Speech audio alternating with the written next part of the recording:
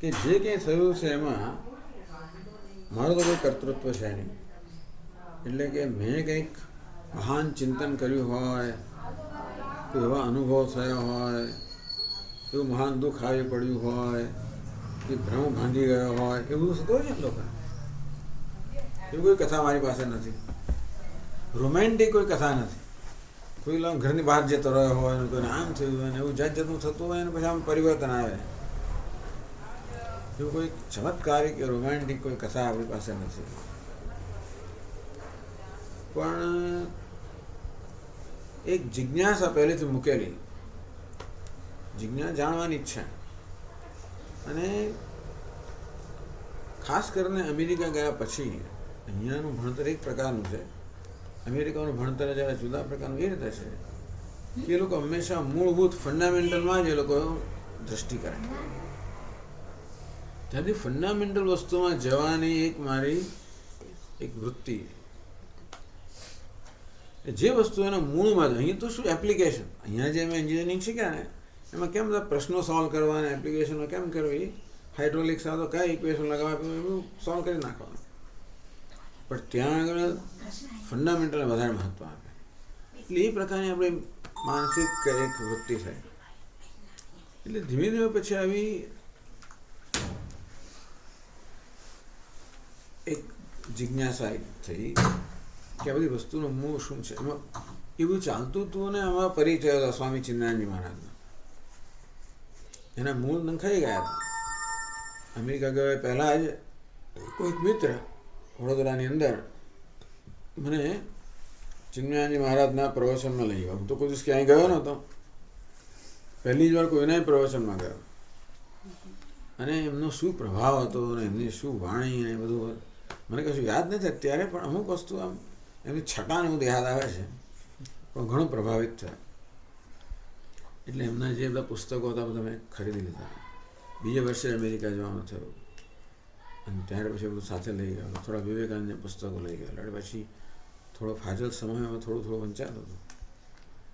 આમ આવા એક સંસ્કાર રહી ગયેલા. પછી ભણવાનું પૂરું થયું, ન્યુયોર્કમાં આવ્યા, ત્યાં આગળ જોબ વગેરે શરૂ થયું. 6-7 વર્ષ એમ ચાલી ગયા. પછી અચાનક જ એક વાર રેડિયો ચાલતો હશે, મારો નાનો ભાઈ પણ સાથે રહેતો હતો. રેડિયો મૂક્યો હતો. ત્યાં અમેરિકાની અંદર પણ વર્ષ અઠવાડિયામાં એક દિવસ અમુક સમય કે હિન્દી કોઈ એવું સ્ટેશન હતું, તે ગીતો બધા આવે ચલાવતો હશે. હું તો કંઈક વાંચતો હતો. પછી એ રેડિયો સ્ટેશન એકવાર જાહેરાત આવી કે સ્વામી ચિન્મયાનંદજીના પ્રવચનો ફલાણી જગ્યાએ છે, આ ટેલિફોન નંબર છે.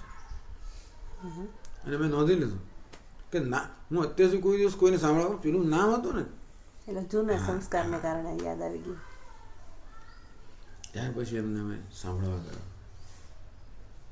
એમાં પહેલે દિવસ હું ગયો ઓફિસમાંથી સીધો, તો મારી ટ્રેનને કંઈક નાનકડો એક અકસ્માત થયો. કોઈ દિવસ થયું નથી, એનું અટકી પડે, જઈ ના શકે. પછી બીજે તો હવે તો અહીંયાથી આપણે સીધા ઘરે જઈને પછી ગાડી લઈને ગયા. એ પ્રકાર થયો. પણ એ જ અઠવાડિયું 10 દિવસ સ્વામીને સાંભળ્યા પછી તો આપણી જરા આમ એર થોડી જુદા પ્રકારની હોય ને પાછી. પણ છેલ્લે દિવસે એમની પ્રથા એવી કે પેલા એન્વેલપ્સ આપે ગુરુ દક્ષિણા માટે. એમાં નામ સરનામું લખવાનું. એમાં પ્રશ્ન પૂછ્યો હોય કે તમારે સ્ટડી ગ્રુપમાં જોડાવું છે. હું વળી શું સ્ટડી ગ્રુપમાં જોડાવાનું, તો કોણ આપણને સ્ટડી કરાવવાનું. છતાં મેં હા પાડી. આ મારા સ્વભાવની વિરુદ્ધ જઈને હા પાડી. પછી તો એ વસ્તુ ભૂલાઈ ગઈ. 3 મહિના થઈ ગયા. આ સપ્ટેમ્બરમાં કંઈ પ્રવચન હતા. ડિસેમ્બરમાં કોઈકનો કાગળ આવ્યો કે ભાઈ ફલાણી જગ્યાએ મીટિંગ છે, તમે આવો. હું કોણ મીટિંગમાં જાય છે, પણ ચાલો જઈએ. અમારો નાનો ભાઈ સાથે હતો, પરેશભાઈ. જે જગ્યાએ જવાનું હતું ત્યાં આગળ પાર્કિંગ 45 મિનિટ ચક્કરો માર્યા. તો એ પાર્કિંગના પછી મને નીચે બેસાડીને હું ઉપર ગયો. એક એપાર્ટમેન્ટમાં બધા લોકો નીચે ફ્લોર પર બેઠેલા, બધા શૂઝ બહાર કાઢવા. હું આવડીશું, બૂટ ઉતારવાના, નીચે બેસવાનું. છતાં પણ હું અંદરમાં જોડાયો.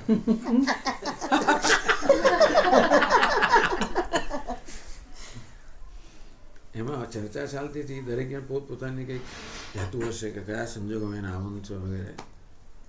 એમાં કોઈક વળી પાછું બોલ્યું કે જરા બધાએ જાણવું છે કે સમયસર આવવું જોઈએ. હું મોડો હતો ને સમયસર. જરા ન ગમે. ચાલો સાંભળી લીધું. પછી નક્કી થયું કે ભાઈ અમુક દિવસ ત્યાં શરૂ થશે. આ બધું સામાન્ય રીતે મારા સ્વભાવની વિરુદ્ધ થતું ગયું. હું મીટિંગમાં ગયો, જ્યાં શરૂ થયું ત્યાં પણ હું ગયો, તે ચાલુ રહ્યો સિન્સિયરલી એમ કરીને સ્ટડી શરૂ થયો. એ અઠવાડિયામાં એકવાર મળવાનું ભેગા મળીને પછી પુસ્તક હોય એક સ્વામી ચિન્મયાનંદ મહારાજનું ચર્ચા ચાલે, એને સ્ટડી ગ્રુપ કહેલો. પછી તો વર્ષે એકવાર મોટા મહારાજ આવે, પછી એમની ટીમમાં હું જોડાયો, પછી થોડી વ્યવસ્થામાં જોડાયો. મારું કામ હતું સાઉન્ડ સિસ્ટમ. આપણે ઘરે પેલા રીલ ટેપ રેકોર્ડર નહીં, રીલ રેકોર્ડર હતા. એ જમાનામાં હજી ટેપ રેકોર્ડર આવ્યા નહોતા. એવું લઈ જઈએ, બધું સેટઅપ કરીએ, પ્રવચન રેકોર્ડ થાય, એવું બધું. એવું કામ મારું હતું. હવે 2-3 વર્ષ ચાલ્યું પછી મનમાં વિચાર આવે કે આ તો જણાવવું જોઈએ. એટલી બધી જેટલી પણ કંઈક પરિચય થયો એ બધો એટલો ખ્યાલ આવ્યો કે આ જ્ઞાન તો જીવનમાં હોવું જોઈએ, તો જ જીવન સાર્થક સફળ થાય. સાર્થક કરી દે એવું નહીં કે મોક્ષ એવી કંઈ કલ્પના નથી, પણ જે આપણે કરતા હતા એ સારી રીતે થઈ જાય, જીવન સારી રીતે જીવાય. એટલે મારો એવી કંઈ કલ્પના નહીં કે ભાઈ હું કંઈક સંન્યાસી થવાનું, એવી କିଛି કલ્પના નહીં. એન્જિનિયર રહેવાનું, આ જાણો સમજવાનું, જે તમે તમારું જીવન વધારે સારી જીવી શકો, વધુ સારા એન્જિનિયર બની શકો. એવું આપે લખ્યું છે, હું વધુ સારો એન્જિનિયર. પછી તો જોગાનુજોગ એવા સમાચાર મળ્યા કે મુંબઈમાં એક કોર્સ શરૂ થવાનો છે. એની પહેલાં એક બ્રહ્મચારી આવેલા અમેરિકા આવેલા ઇન્ડિયાથી. એ બિચારા 6-7 વર્ષ, આવું કોર્સ આપણે 7-8 વર્ષ ફાવે નહીં. એટલે મેં તો મારા મનમાંથી વિચારને કાઢી નાખ્યો. પછી સમજ પડી કે 2.5 વર્ષનો આપણા સ્વામી દયાનંદજી મહારાજે 2.5 વર્ષ રાખ્યા. એમણે એ કંઈથી નક્કી કર્યું ખબર નથી, પણ દરરોજ બરાબર રાઈટ ડ્યુરેશન, બહુ લાંબુ પણ નહીં, બહુ ટૂંકું પણ નહીં. આપણે વિચાર કર્યો કે જે કરીએ છીએ એમાંથી છુટ્ટી લઈ લઈએ 2.5 વર્ષની, પછી આવીને જોડાઈ જઈશું. અમેરિકા પાછળ જવાનો કોઈ ખ્યાલ નહોતો, હિન્દુસ્તાનની અંદર જ. એક વાત મેં આગળ કહેલી છે કે હું જ્યારે ત્યાં આગળ હતો ન્યુયોર્કની અંદર, ઓફિસમાં એકવાર બેઠા બેઠા વિચાર આવે કે ભારત જઈને શું કરવું. મને થયું કે જો હું કોઈ ખૂણામાં બેસીને એક એન્જિનિયરિંગનું કામ કરતો હોય તો એમાં આપણે શું કોન્ટ્રીબ્યુટ કરી શકીએ. એટલે ખરેખર એન્જિનિયરિંગના પ્રોફેસર થવું જોઈએ, તો આપણે કેટલાકને સાથે આપણું આ જ્ઞાન શેર કરી શકીએ. પછી થયું કે ભાઈ એન્જિનિયરિંગ કોલેજમાં જો આ છોકરા આવે તો બધા મોટી ઉંમરના થઈ ગયા હોય, એટલે એમને પર કંઈ અસર ના થઈ શકે. એટલે કોલેજમાં જો, કોઈની સ્કૂલમાં જો, કોઈની પ્રાઇમરી સ્કૂલમાં જો. એટલે એવું કે ભાઈ આપણે એવી જાતની કેળવણી આપવી જેથી કોઈના જીવન ઘડતરની અંદર કંઈક ફાળો આપી શકે. હવે એક વિચાર ખાલી મનમાંથી પસાર થયેલો, પછી કે બહુ આગળ વધ્યો નહીં. પણ આવી રીતે પેલો કોર્સ શરૂ થવાનો હતો એ ઓક્ટોબરમાં. મારી પાસે પૂરતો ત્યાં બધું વાઇન્ડ અપ કરવા માટે પૂરતો સમય નહોતો. પછી મેં એપ્લિકેશન કરેલી, તો કોઈ જવાબ ના આપે અહીંયાથી. તો એકવાર સ્વામી ચિન્મય પહેલો પ્રવચન મેં સાંભળ્યા ને એ અકસ્માત નક્કી થયેલા. એ જ વર્ષે 2-3 મહિના પહેલાં સ્વામીજી ન્યુયોર્ક આવી ગયેલા, એમના પ્રવચનો થઈ ગયેલા જેની મને ખબર નહોતી. કોઈક જગ્યાએ એમના પ્રવચન કેન્સલ થયા એટલે એમણે આને ફોન કર્યો, એના ઓર્ગેનાઇઝરને રામ કૃપલાણીને, કે તું ઓર્ગેનાઇઝ કર આ દિવસોમાં. એટલે એમના બહુ જલ્દી ઓર્ગેનાઇઝ થયેલા. એટલે એક કોલોની હતી, એની કમ્યુનિટી હોલ, જે ના બહુ મોટો નહોતો, એમાં એમના પ્રવચન 30 જણ એમના પ્રવચન ભરતા હતા. સ્વામી ચિન્મયાનંદ મહારાજ 30 જણ ભરતા હતા. અહીંયા તો ક્યાંના ક્યાંય તમે દેખાય માળ, આ તો એકદમ સામે છે. એટલે એ પ્રવચન વર્ષમાં 2 વાર તો થાય નહીં, પણ આ એક અપવાદ હતો. 2 વાર હું કોઈ રેડિયો સાંભળું નહીં, પણ એ પણ અપવાદ હતો. સાંભળે પછી જવું નહીં, પણ એ પણ અપવાદ હતો. આ બધા અપવાદ જ થવા મળે. પણ ઓક્ટોબરમાં તો ભાઈ મારે તો એવો નિયમ કે કોર્સ શરૂ થાય પહેલાં મારે પહોંચી જવાનું. ઓક્ટોબરમાં જવા એવું હતું નહીં. પછી સમાચાર મળ્યા કે કોર્સ જરા ડિલે થયો છે, નવેમ્બર થયો છે. પછી સ્વામી કે જાન્યુઆરી, હું જાન્યુઆરી બરોબર છે. એટલે ત્યાં બધું એટલે પેલો જવાબ ના આપે એટલે ખબર ના પડે આપણે કે ભાઈ ત્યાં તમારે એમને બધું છોડીને આવવાનું હોય ને બધું કંઈ જવાબ તમને ખબર ના હોય કે તમને અહીં એડમિશન મળ્યું છે કે નહીં, તમે આવો કેવી રીતે? હા હું છોડાવી નહીં. એકવાર સ્વામી છે પસાર થતા હતા ન્યુયોર્કથી. ચિન્મયાનંદ. હા ચેન્નાઈ મહારાજ. ત્યારે પછી અમે મળતા હતા. પછી મેં કહ્યું જો ને મેં આવું લખ્યું છે ને જ્યાં કે tell them that I have told you. એટલે ભાઈ જવાબ આવે કે ના આવે, ને જવાનું નક્કી થઈ ગયું. મોટા મહારાજે કહ્યું ચિન્મયાનંદ ચિન્મયા મિશનના સ્થાપક, બહુ જ પ્રસિદ્ધ મહાત્મા, ઇન્ટરનેશનલ. બીજી વસ્તુ એ કે ભાઈ એ શીખવાડતો હોય તો હું શીખું, બાકી બીજા કોઈ ના હું શીખું નહીં. એવી રાય આવશે. પછી તો કે તો પણ એ વિરોધ પણ મારો ખાસ જામ્યો નહીં. જે હોય ચાલો. એટલે સમય બરોબર ગોઠવાઈ ગયો, ત્યાં વાઇન્ડ અપ બરોબર થઈ ગયું. પછી કોર્સ શરૂ થાય ને પહેલાં થોડા અઠવાડિયા પહેલાં આવી જવાનું છે. બધા સગાવાલાને બધા લોકો બહુ કાગળો લખ્યો. મેં જ્યારે ત્યાંથી જાહેર કરીને કાગળ લખ્યો કે હું જવાનું છું આશ્રમમાં, તો અહીંયા તો ઘરની અંદર બહુ મુશ્કેલી બધી, લોકો બહુ દુઃખી થઈ ગયા. મારો નાનો ભાઈ બહુ, હું શું કામ ચિંતા, હું તો અઢી વર્ષ પાછો આવીશ કે રેકોર્ડ કરો.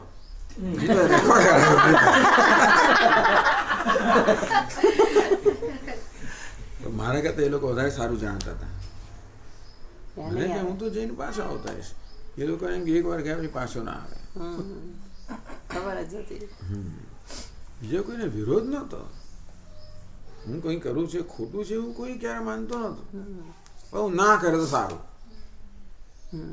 એવું કંઈ કોઈ એવું દબાણ લાવ્યું નથી. થોડું ઇમોશનલ. પછી બરાબર જોઈન થઈ ગયા. ન્યુયોર્કમાંથી સીધું અમે ભારતમાં એ આશ્રમની અંદર, હું ત્યાં ન્યુયોર્ક પછી વિચારું કે આશ્રમમાં તો રહેવાનું આપણે ફાવે નહીં.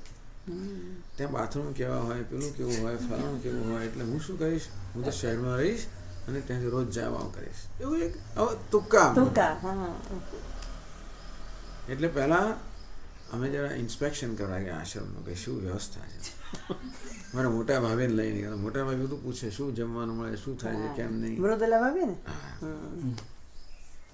અને પછી અમે જરા જોવા રૂમ્સ તો કોમન બાથરૂમ, પણ એક વસ્તુ સારી હતી કે દરેક બ્રહ્મચારી એક જુદો રૂમ મળતો. હું ચાલશે, બાકી કોમન બાથરૂમ વસ્તુ હું ચલાવી ના લઉં સામાન્ય રીતે, પણ છતાં એનો કંઈ વાંધો નહીં. અને હું જ્યારે ગયો આશ્રમમાં શાંતિપની, ત્યારે સ્વામી દયાનંદજી મહારાજ એમના વિચરણમાંથી એ જ વખતે ત્યાં આશ્રમમાં 3 દિવસ માટે હતા. એટલે એમના દર્શન થઈ ગયા, એમને મળવાનું થયું.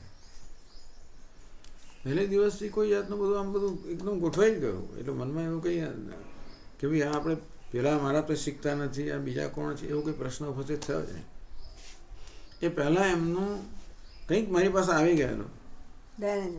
ચિન્મય મિશનના તમે લાઈફ મેમ્બરને એવું બનો ને, એ ત્યાંથી પેલા પૈસા મોકલી આપ્યા હશે. એટલે એક ચોપડી વિવેક ચૂડામણી, એમાં દયાનંદ એમ સહી કરીને આવેલું. ત્યારથી આટલો પરિચય હતો મને. પછી એમના દર્શન થયા, મળવાનું થયું. આખી યોજના જ કહેવાય ને સ્વામી, ઈશ્વરની એ જ કહું, એટલે વાંકુદામાં કંઈ છે જ નહીં. એટલે 7મી કોર્સ શરૂ થયો, 6ઠીએ પહોંચી ગયા ત્યાં. શું એક પણ દિવસ કોઈ ખાવાનો તકલીફ ના પડી. ત્યાં તો મલયાલી બધા કુક ત્યાં. એટલે પછી તો ઇડલી ઇન્સાંબા ને પેલું જે કંઈ બનાવતો હોય એ લોકો, એમની રોટલી અને ભાત. ત્યાં ચા મળે આટલા ટમ્બલરમાં.